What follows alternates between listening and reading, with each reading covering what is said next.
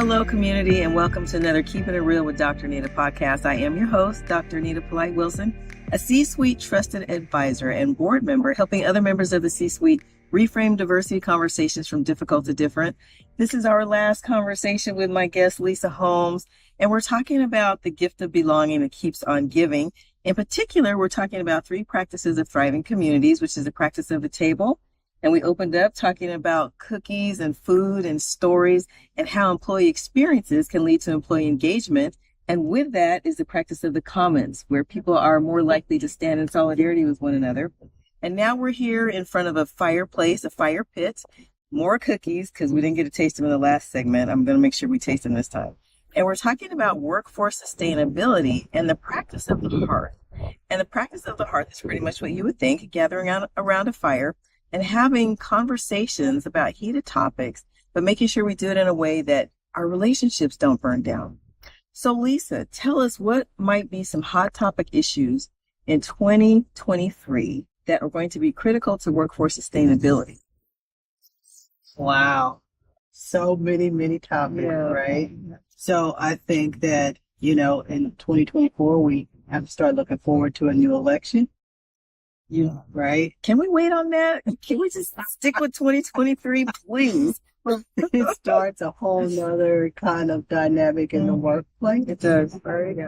As we continue to work from home, you have other employers say, get back to work, right? And now you have employees who are saying, no, I'm not going. Mm-hmm.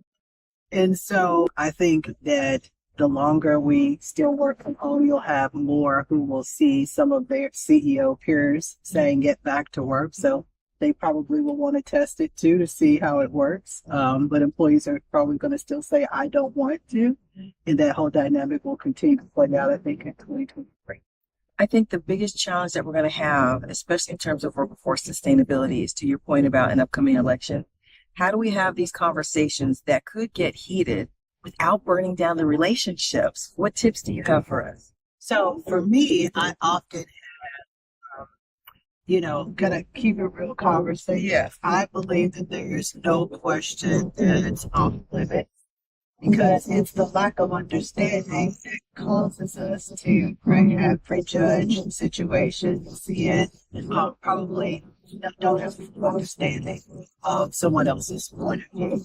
That reminds me of the phrase that said, the only stupid question is one not asked. And it took me a long time to understand that it's stupid if you don't ask it because you don't have the information that you need to edify yourself and you give yourself that information that's missing. Sure, absolutely. Yeah. And I think that, again, if I can help you understand maybe from my perspective, just think how much more richer our interactions will be going forward because now we have some understanding, some things I've enlightened you about, right, that you didn't have information about before.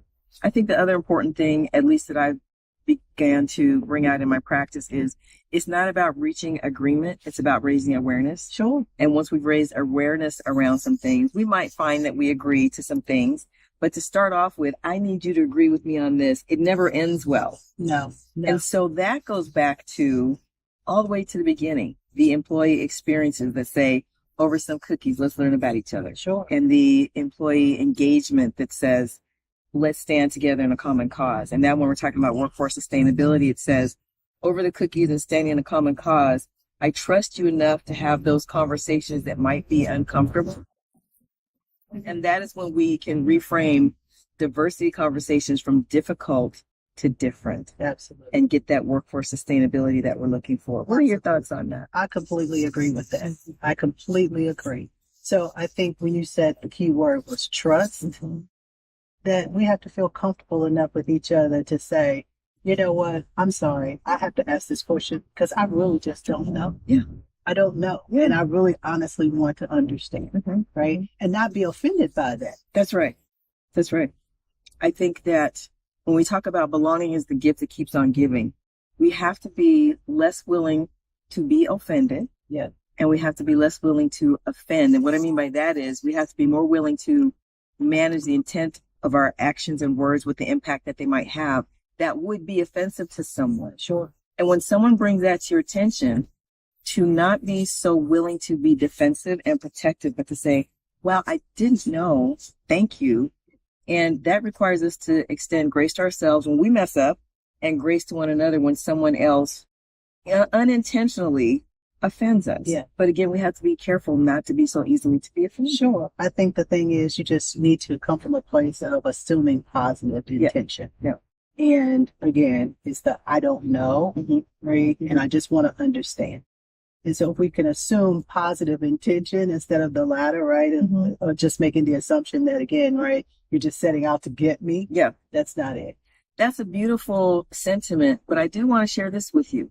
I was using that same wording with another young woman. She's a woman of color. She said, you know, I hear what you're saying, but I can't assume positive intent. Otherwise, we wouldn't be having these conversations. Sure. So what about that? Yeah. But I think the thing is, those circumstances will always exist. However, not every one of those interactions is the underpinning for those kinds of conversations. Right? Right. This has been so rich. I'm so thankful that you invited us into your home and shared your community with us. You have a beautiful community here.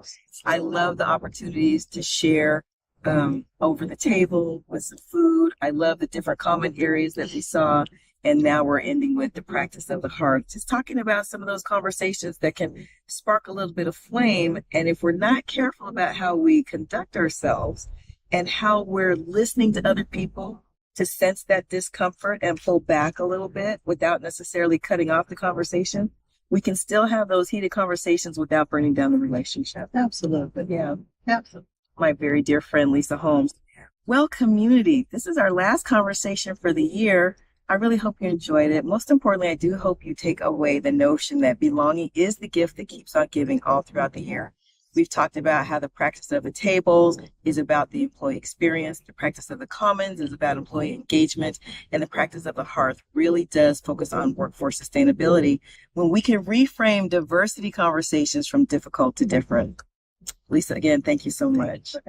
If you want to hear this series of conversations again, you know where to go. drnita.com. On the landing page at the top in the center, click on the link that says Keeping It Real with Dr. Nita podcast. In the meantime, like, subscribe, share. And if any parts of these conversations over the last few weeks have helped you to reframe diversity conversations from difficult to different, please share them with your friends. Until next time, this is Dr. Nita reminding you to stay blessed, keep it real, and let's have a real good 2023. Bye. Oh, I almost forgot. We have to toast cookies. What? Okay, so which one was this one? This is the snickerdoodle with the dulce de leche. Okay, snickerdoodle with dulce de leche. If you get that, let me have a piece of it. Okay, no, I'm not going to take the whole thing now. Oh, that looks good. Community, when all else fails, bring some cookies. Cookies make every conversation better. Cookies make everything. Bye for now.